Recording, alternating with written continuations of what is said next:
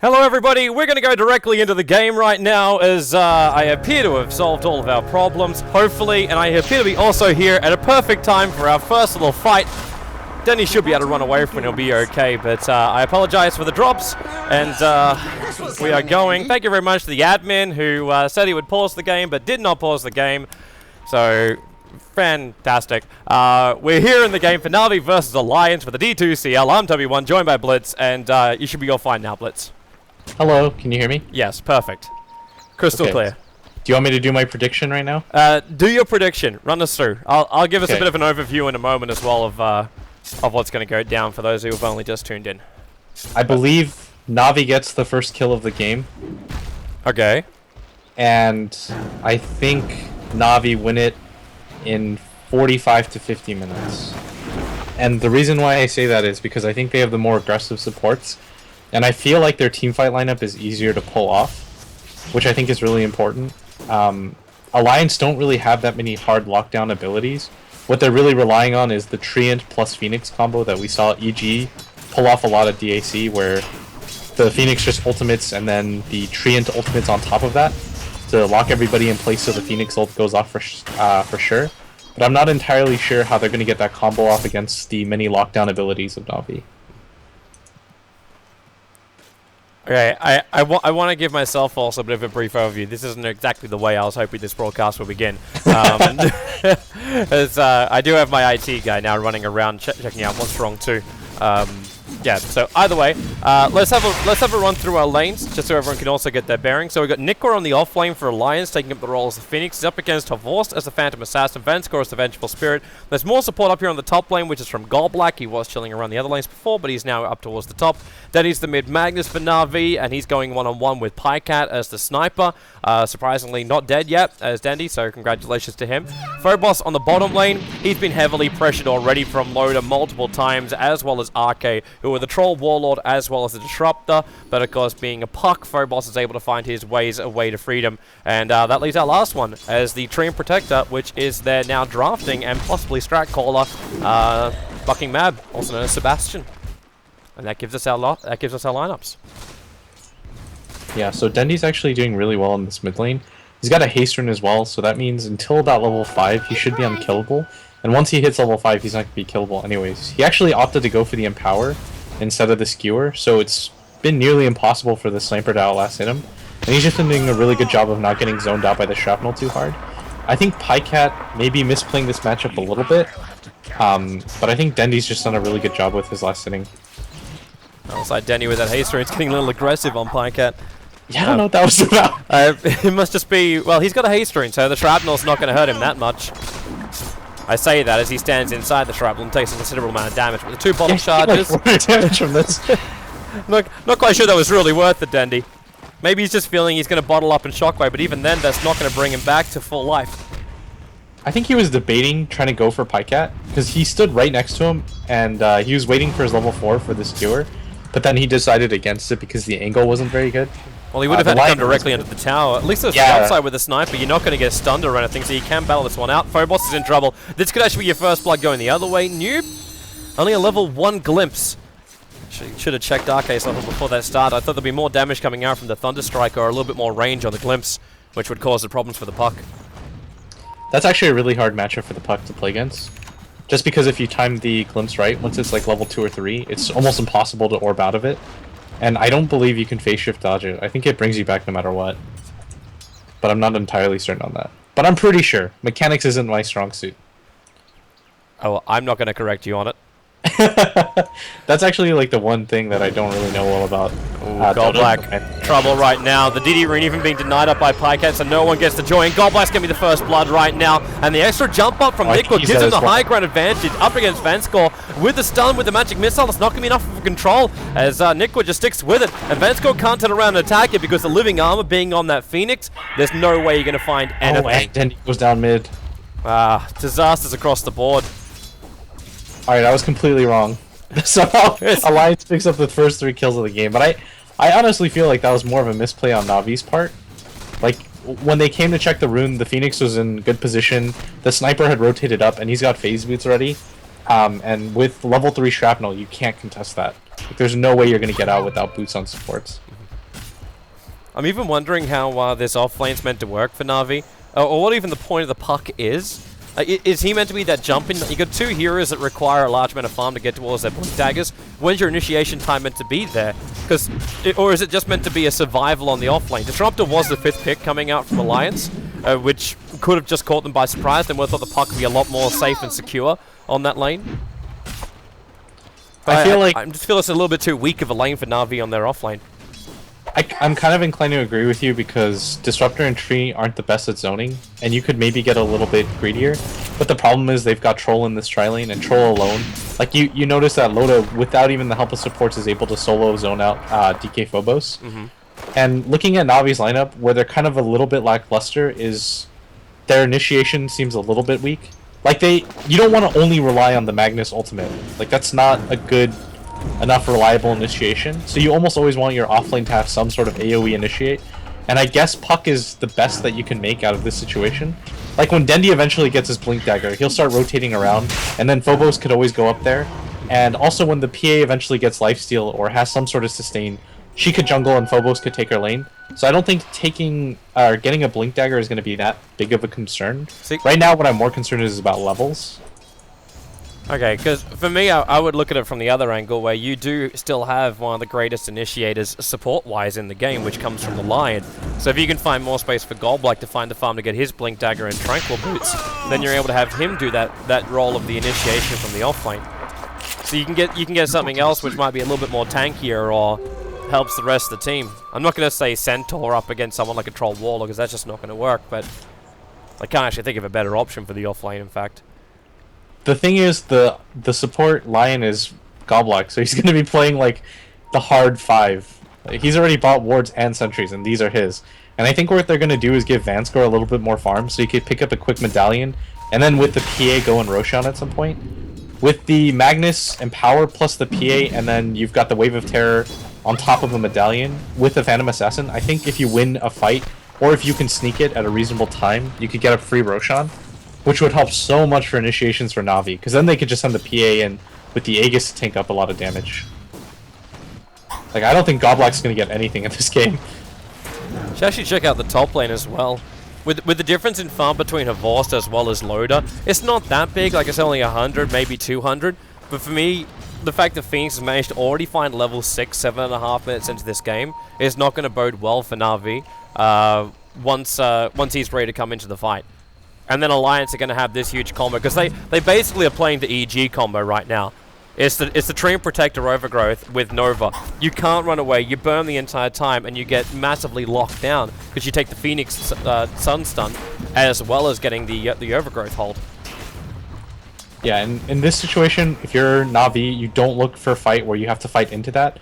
The better thing to do is try to get an initiation off on the Tree, who's very immobile, or you get an initiation off on the Phoenix, who's actually quite easy to kill. I mean, you've got a lot of lockdown. I mean, they've got two different, they've got like 5 different ways to disable them.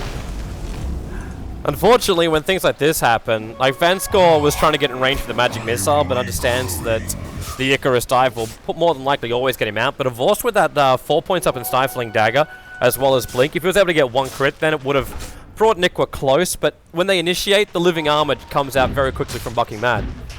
So even catching out that Phoenix when he's slightly out of position becomes more difficult. Yeah, the issue with having this Magnus mid is that it's not really going to pressure the sniper very much. And you have a Troll in the short lane who, I believe, yeah, he's got a lot of farm already, and he doesn't really need that much sustain. So all you have to do if you're the Tree in here is just focus on the offlaner. And the offlaner, remember, he picked up an early kill and an assist on both of the supports, so they're in no position to deny him out anymore. Havos is a PA, and the hero is okay, I guess. Dead. Yeah, he is. Coated in shrapnel. He tried to come close just to leech a little bit of experience, but with the observer ward on the high ground for Pycat, he saw exactly where he was and just started spraying out. Looks like top lane 2, the Nova has gone out, Icarus dive up, he looked to get the 2 sprites and Vanscore backs up. If he got hit by that, he would be dead right now, and Havorst trying to actually get Nikwa down. The Icarus dive onto cooldown. He's got no way really out of this one apart from throwing the sprite to Havorst just to slow him down with Wave of Terror plus Stifling Dagger. Nikwa slowed. He needs more help, but nothing's TPing him. The Magic Missile will help to ensure the kill. But it was assist galore, as it was the creep wave that got the last connection. Phoenix has no armor. It's actually really good having a Venge and a PA against him. He goes down like nothing. And once he has that ultimate down too, it's going to be hard for him to approach this top lane. Because even with his dive, I think with the combination of stuns that they have in this top lane, he has to be really careful. What I'm really worried about for Navi right now is this Puck though. He's only level 5. Like I said though, he did rotate mid. But look at Pycat's farm right now. He's got a Mask of Madness, Phase Boots, and a Belt of Giant Strength. It's not like it's going to be very easy for him to approach this mid lane at all. No. And especially as now they've lost more control on the bottom lane. Arcade's managed to find some decent levels early on, so the supports from Alliance are getting some good progression. You got Tree and Protect, it's actually up at level 5.5 at the moment. So Bucking Mab, if he wants to, he just levels up. In fact, he did. He put the level 3 into Living Armor. So every single core of Alliance is now fully protected up against the initiation of Na'Vi. They're going to need to hold him there a little bit longer. It's not as though they have something like the Finger of Death from Golblack. They're attempting to get it up on him on the top lane. But he's very, very exposed up here. And Nikwa may even feel he could potentially have a crack at him. But it's dangerous, obviously, up against the Hex and the stuns. Yeah, I don't think he ever hard trees for that. I think he just continues to passively farm and get levels. Even with that one death, he's doing far better than the Puck is. He's only got 9 CS. The Puck, I believe, hasn't died yet, but in a lot of ways, it's okay to die if you're getting as much as Nikwa is in the offlane. Whereas at the Puck, he hasn't died, but he hasn't really gotten a whole lot. So you're probably more comfortable with the Phoenix dying there and getting a lot of experience and taking chances than you are with what the Puck has right now.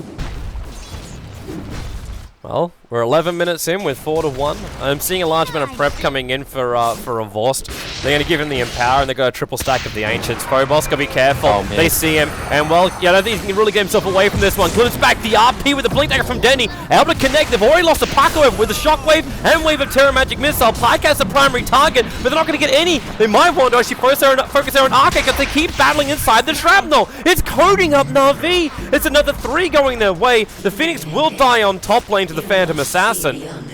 They just lost their Puck. They were trying to find money on him and they can't get anything. And the first revealed the Magnus Blink Dagger into control, and it, yeah, turns on its head. Na'Vi in a lot of trouble. Yeah, like you said, that was the first time he showed his Blink Dagger, which is so important because he's been jungling that the entire time. That's the first time you show it. They get such a good catch on it, but then Dendy isn't really sure which target to go on. At first he goes to the Disruptor, but then Bucking Mad says, okay, no matter, even if the Disruptor dies, I'm going to put this on the Sniper. And I think he went a little bit too greedy there. I feel like he should have been able to get at least one, but the turnaround potential for Alliance with that is so high because the spacing that Sniper provides you with Shrapnel, I mean, he just threw Shrapnel in the air and ran back and then pelted him until he died.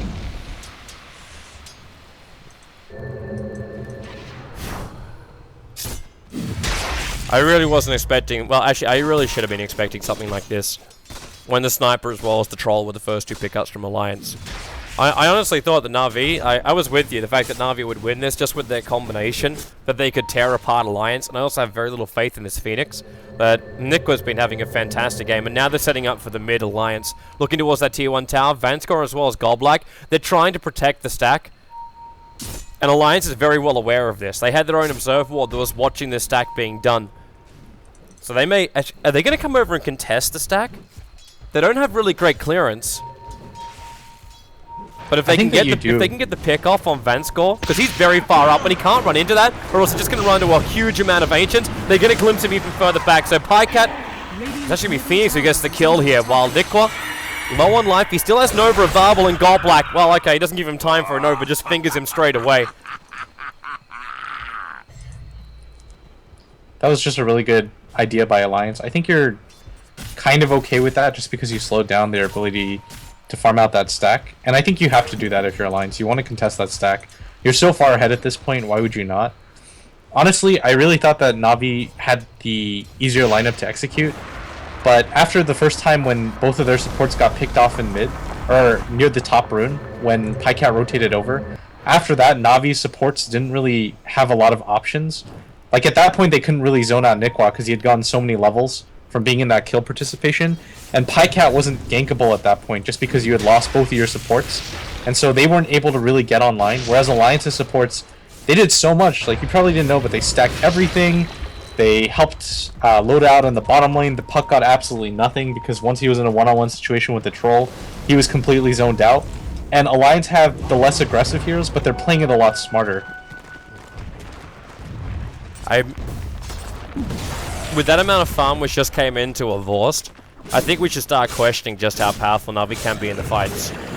If he doesn't get controlled, I know that's a big thing to say, but if he can finish up that BKB and freely move during these fights, I think Alliance could just be disintegrated. Because the best way up against Sniper is always these range closing heroes. Normally it's been like a Clockwork or a Storm Spirit, something else along those lines.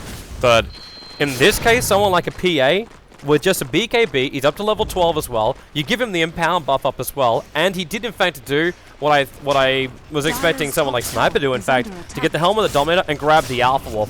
So Vorst is having the extra damage increase again by having that.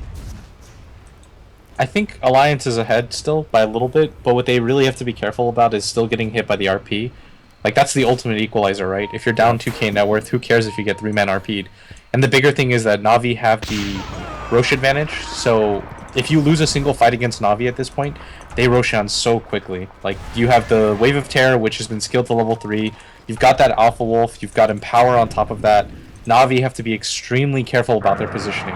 Like right now, they've showed 2 heroes at top right now. They are going to get the puck kill, but I'd be careful.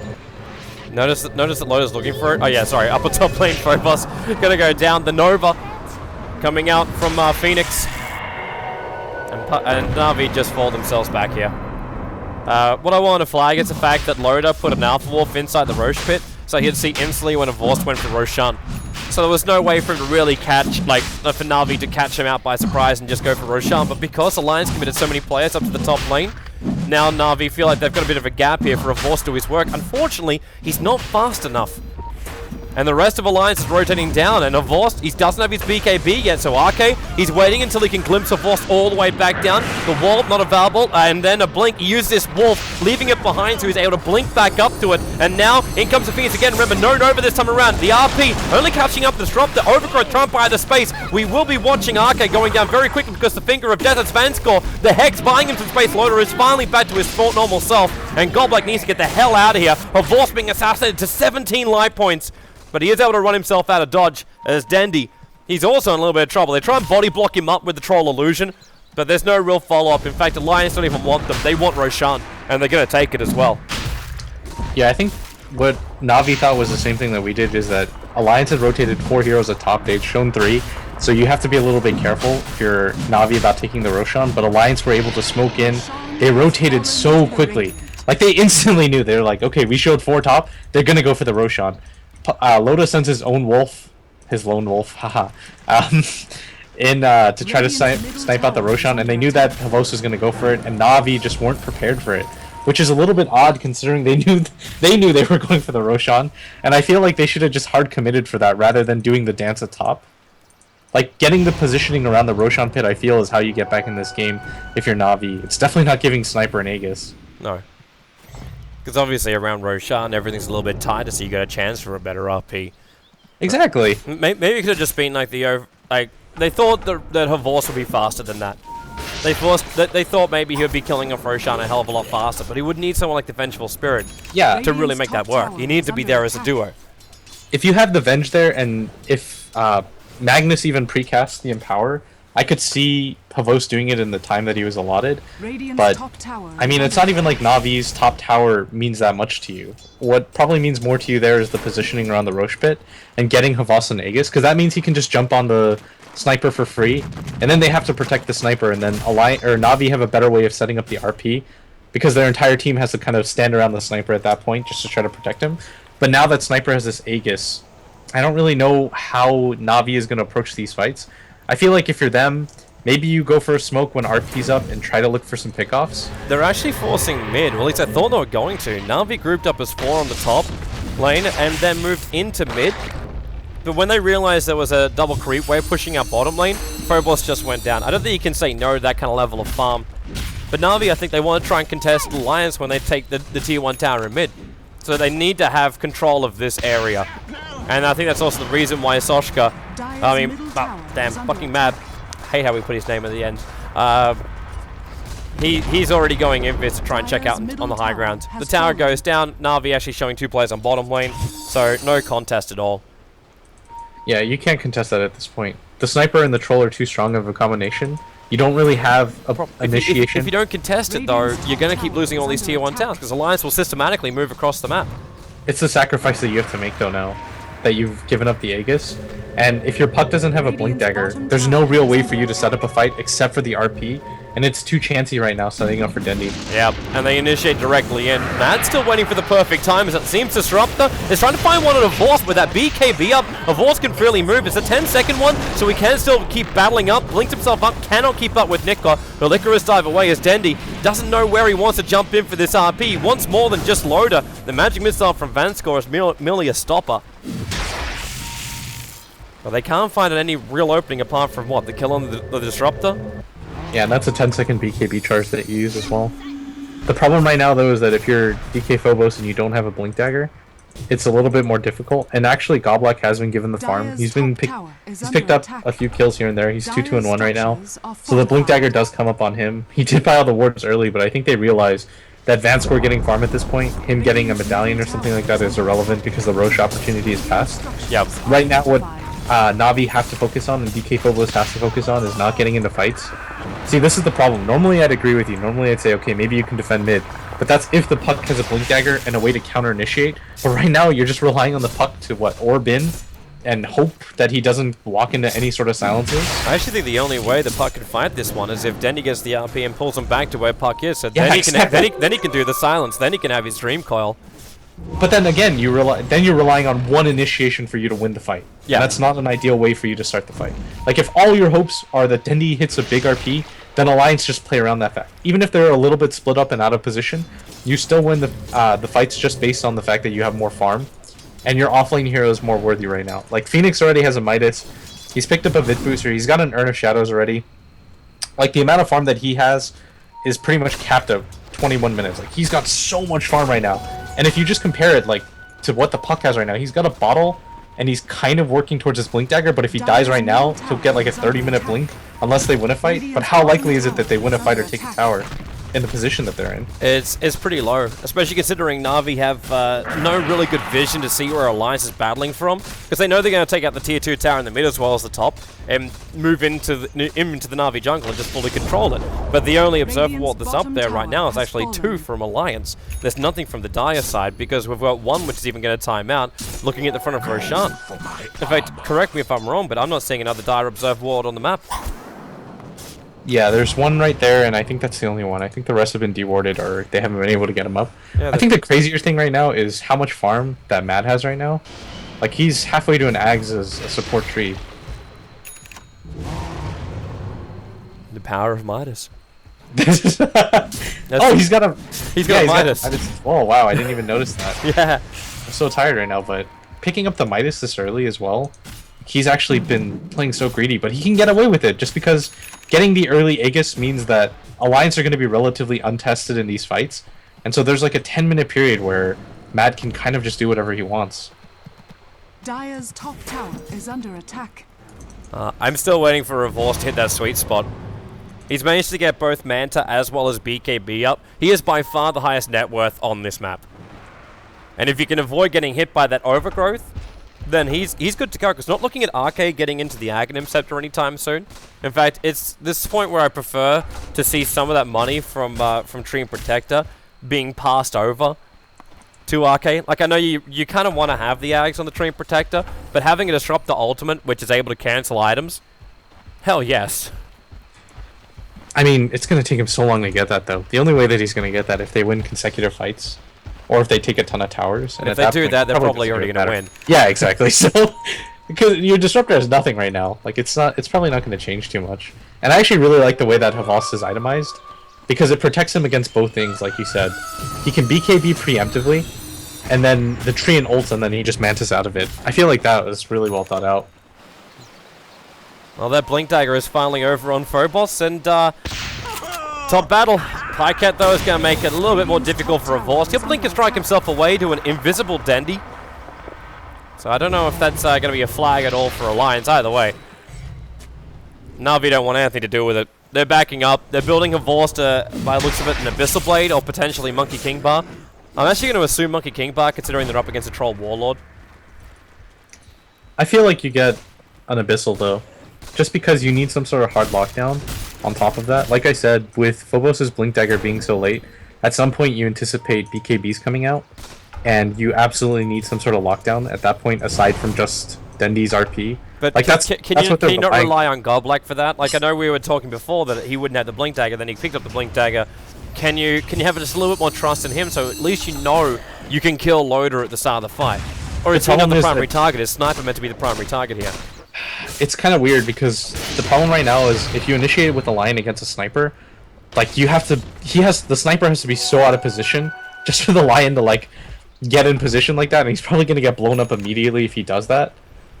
Like he has to do some really tricky positioning, and I feel like by the time the fight develops, the BKBs will already have been popped. The only way that he gets in is if he gets some sort of smoke gank, or if Alliance get terribly out of position. Like, they're tanky enough right now to survive most stuff. Like, there is an SNY on the Sniper. He's got a lot of mobility out. I mean, you've got the tree armor as well that can effectively save you. Loda has a lot of HP, and he's got a BKB on top of that as well. They're waiting for Roshan, Alliance. Either that or they're waiting to try and kill somebody, and they might have their opportunity. Phobos blinks himself in, but Horst is still here. Not going to trigger the BKB. In fact, I think they just said let the puck die here. And they're going to glimpse Horst back, and he has to BKB. There's no choice. It's still 2 minutes until Roshan. Havos, is he really wanting to try and fight this one? With a crit, just 3 swipes. He gets the kill, gets out of Mad's ultimate with that mana style. And the lead seed is slowing him down with Pycat right on his rear. The Stratton will be there, and Havos knows he just has to turn. Nice RP catching up Pycat as well as Nick. Havos trying to get in closer. The Nova is down at the moment, and who's there to really kill it off? Havos turns around, but he is way too late. Phoenix will end up just exploding the line as she has Troll Waller giving the space inside that Nova. And Havos, crit time, he's able to at least get a triple kill out from this. And Navi, that just felt like a fight of indecision more than anything else from my eyes. Yeah, he had the option to get out of there, but I think he got frustrated and he's like, okay, the fight won't go too terribly. I can manta out of this, worst comes to worst, and get out, and Dendy's on his way. But I feel like I'm kind of with you on this one. I think that the correct decision was to just force out the BKB, waste it, and then look for a better fight. Because that one was just, it was so chancy. Like, the entire fight was really spread out. And if you're Na'Vi, that's not the type of fight that you want to fight, right? Yeah. Like, you want a closed-in fight where things are really easy for Dendy to land a good RP, where Alliance kind of gets sloppy in their positioning. But if you looked at the way they were standing, like, they were completely spread apart. I believe Havas was going on a target over here when the RP went down over here. Yeah. And then the Phoenix Egg went off. Like, just so much. It was kind of weird. Right like when the Phoenix Egg went off here, then you had one run this direction, and Havas kind of went there, and then decided to turn around and come back again. Yeah, he had to make that. He immediately had to make the decision. It was either I'm gonna fight the Phoenix Egg or I'm just gonna go for the Sniper. And I actually feel like the ideal situation there is just to get as far away from the Egg as you can, because it's so chancy. If the Egg gets off there, there's almost no way that you win that fight. Like, your entire team is gonna go down. Your damage potential, I guess, decreases because he can just throw down Fire Spirits, and he can stun right through. Like, it's really risky for him to go for the Phoenix there. And even if he gets the Phoenix kill, it means that you let the Sniper get away. It's like a catch-22. Oh, right now, man, Alliance, they are holding the advantage up by 6,500, reaching almost closer towards 7,000 net worth, with just over 3k in the experience going their way. And Loda's starting to build into the damage dealing arm. Yeah, Havos doesn't want to be here. He's got a friend, though. Just Goldblack sitting on the high ground. So he was able to get back down again, and Na'Vi knows that they're not being watched. They got a new gem over on Vanskor. I'm surprised to actually give it to him, considering he is an insanely squishy target that's going to swap himself into the battle. Somebody's got to hold it. Yeah, they're not going to give it to Phobos. And what the hell is Phobos building? Look at his inventory. He's got a Staff of Wizardry as well as a Glove of Face. It's like he started onto... A late game Midas. A late game Midas? A 29-minute catch-up Midas? No, it's a Treads, I think. I can't imagine him getting a Midas at this point. Staff doesn't make a lot of sense, and why it's also back in his stash. Either way, now Havos actually attacking into the Alpha Wolf instead of going in for Loda. Phoenix jumps up. He's still got Nova available, and Phobos can't really do much here at all. Havos at least able to find one pickup on that Disruptor as the BKB will now trigger, but Pycat kiting him out. Loda as well as Pycat. The two cores going to work. At the same time, you do lose, well, if they lose more, Dendy, now he's backing out. They don't have any RP option, and Loda will go in and finish up Roshan. This will also be practically his Monkey King bar. So Loda sent his Wolf in, and then Havos stole it back. He almost dominated it. Fallen to the radiant. So it was a little bit of a cheeky play, but the issue right now for Alliance is that they have so many different ways to keep people away from the sniper. They've got the tree, they've got the Phoenix. The Phoenix just stood in the middle between everybody and just decided he was gonna throw down his egg. Na'Vi has no real way to fight into that. I mean, do you really RP after that fact? Once the egg is down, most of your damage potential is going to be focused on other heroes. If you just decide to go for the egg at that point, then your RP is sort of wasted. And I think I actually just... apologies to viewers, I feel like I just misread this draft. I think Alliance's draft is a lot more well thought out than I had originally considered. I do think Na'Vi supports kind of played a bit sloppy in the beginning, and they definitely should have made stuff happen around the map. But I think it's also a product of Alliance playing really well. Like, the laning phase went excellent for Alliance. Every single lane essentially won. Yeah, they got all the farm they want to on the sniper, especially when he's able to be involved in those early kills. Your Phoenix wasn't really zoned out well by the line. And then your safe lane Troll was just able to be so over-aggressive up against the puck, so you knew that your off-laner was going to have a better lane than the other. You got a sniper, so you already win the mid. and your safe lane, like the safe lane of Na'Vi, yeah, Havost, he's going to be a problem. I still don't think this game is in the bag for Alliance, just because of the Hallelujah play that Na'Vi can go for. That big RP, and then Havost jumps in and just cleaves them all to death. That's still a very high possibility. But it's becoming less and less of a chance as Alliance keep playing well. Like, if this is the Alliance that we were watching playing 2-3 weeks ago, then I'd be saying, well, Na'Vi's still going to win this. But right now, it really feels like Alliance are in the right positions and making the better choices. Yeah, I think that Roche fight too, by Na'Vi, they had better ways to set that up. I feel like they have to take the fight before they go for the Roche on there. I mean, Alliance knew they were going in there, and Havost kind of just pigeonholed himself into the Roche pit, and there was no real way for him to take that fight. And I think what Alliance are doing is correct right now. They're taking safe fights, and they're building up their lead, so that even if you get RP'd and what you just described happens, you're still far enough ahead that it doesn't really change the landscape of the game. Like, Havost would have to get like a 5-man cleave, crit, rampage, instantly grab like an Abyssal Blade and 2,000 gold for that to make that much of a game gap closer. Because it's still like a 11k lead right now for Alliance, and as long as they build on the back of the Troll and the Sniper, those are better cores than what Na'Vi have right now. The glimpse. They're going to go in. Phobos destroyed. Loader was there inside of the Invis rune. They do lose the Disruptor at the same time, but Playcat was in the perfect position for the follow-up. This will be 3 players lost here for Na'Vi. A triple kill for Loader. He only just purchased that Monkey King bar, and he's already up another 2,000 gold. With Havost on the sidelines, he does have buyback available, but I don't know if they can even stop Loader.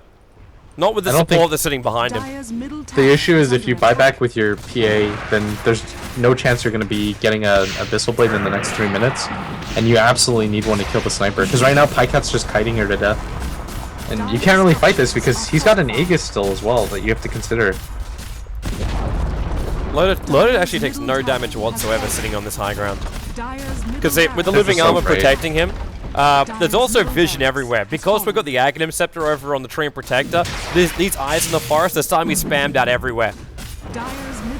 So it's very difficult for Na'Vi to get any kind of positional advantage, which is what Magnus needs in order to get any kind of chance to get that 5-man RP that Na'Vi are begging for. And Alliance back out. Again, correct decisions. They've got tier 2 towers on the side lanes that still need killing before they can do anything else, and there's no point hunting these kills. Yeah, I feel like the Alliance has played this game really well. They're really patient about things. They let fights develop to them, and I just want to give a shout out to Nikwa. He's been playing this really well on the Phoenix. He's using his egg really well. It's essentially splitting the fight in half, and it's making it so awkward for Tendi to try to go in. Like, he's essentially playing the initiator slash space creator role for Na'Vi, and he's doing it really well right now. Like, this is the kind of performance you want on your offlaner. Whereas DK Phobos, yeah, he had the much more difficult lane, so I can't really blame him either, but still, he's 0-5-1, and you have to imagine if Puck was, like you said, was it the hero of this game? He's 0-5-1, he hasn't been able to get any sort of solo pressure out on the map. Like, this isn't that type of impact that you want on your offlane hero. Like, he's got 2,000 less net worth than the Treant does. Yeah, he's literally a non-factor in my mind. Yeah, 0-5-1 is it's actually I would have preferred to see something else, and I'm let me double check, because obviously while we're going, I want to double check and see if the Bat Rider was actually the Bat Rider was actually the last ban out by Alliance, and that would have been so much better, because then at least have some like gap closer initiator, someone that could move back into the jungle and farm it up, as opposed to just waiting for a Vorce to do it. Like you would have something like that, would have been so much better. Was Clockwork banned? Is there a way for you to check that? Yeah, I'm looking at it now. Clockwork wasn't banned. Clockwork was still available. Clockwork I felt like would have made a large difference, but then maybe with Magnus it wouldn't have worked out. But Clockwork is one of the better heroes against Sniper, because until Sniper gets a BKB, you just grab a Blade Mail and it doesn't really matter what you have against the Clockwork at that point. And the only thing you really need to do is then find that level 6 on him. Yeah, exactly. At a decent time, because then you can stop the Sniper from ever getting a BKB. Havorst is dead, unless he's gonna. Okay, he directly BKs Bees, but Matt is waiting for it. He's gonna get a 4-man ultimate into the Nova as well. They're all gonna burn Havorst so low on life with the Disruptor ulti in combination as the wall. They drag them all back. This is over, man. They've lost everybody. The whole kit and caboodle. PA buys back into the game, and well, that can kiss your Abyssal goodbye, and Vanskar, in fact, will be the man to call it. Game number 1, and just shy of 36 minutes, is going to go the way of Alliance. Yeah, really well played by Alliance. I completely underrated their draft. I keep forgetting that Tree Phoenix is amazing. They didn't really have a lot of disables, and their only real initiation early game was the Ake Disruptor, but he did such a good job looking for pickoffs. The warding was optimal by Alliance, and they were just able to get kill after kill using Glimpse. And the overall, once the Roshans happened too, that first Roshan I really feel like should have gone for Navi's side, but once they gave it up, Navi had absolutely no business fighting into Alliance, and they just couldn't, and it just snowballs from there. Yeah. Well, let's see if things can thaw out for game number 2. It is a 2-game series. Alliance going up against Navi. We do have multiple games tonight for the D2CL, as there'll be a NiP going up against Empire, our second series of the night. So we've got great games of Dota coming your way, brought to you by myself as well as Blitz as your commentators for tonight. Make sure you also get over and spam out on your Twitter and your Facebooks. Obviously, people would have gone, the stream's down. Oh my god, JD dead.